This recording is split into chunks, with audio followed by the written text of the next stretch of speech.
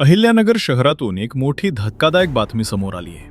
मनमाड रोडवरील vacuum spa and massage पार्लरच्या नावाखाली सुरू असलेला हाय प्रोफाईल सेक्स रॅकेटचा तोफखाना पोलिसांनी पर्दाफाश केलाय. पोलीस निरीक्षक बालाजी वैद्य यांना या स्पामध्ये अनैतिक देहविक्री सुरू असल्याची गुप्त माहिती मिळाली होती.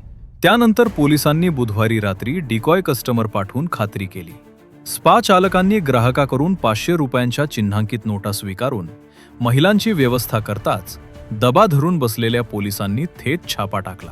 या कारवाईत पोलिसांनी स्पाचा मालक, मॅनेजरसह 4 आरोपींना अटक केली असून तब्बल 60,100 रुपयांचा मुद्देमाल जप्त केला आहे.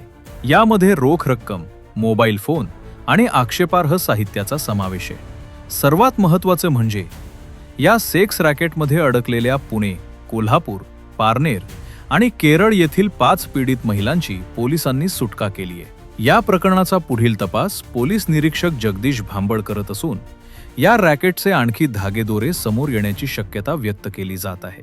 तोफखाना पोलिसांच्या या धडक कारवाईमुळे अहिल्यानगरमध्ये खळबळ उडाली असून बेकायदेशीर धंदे करणाऱ्यांचे धाबे दणाणले आहेत.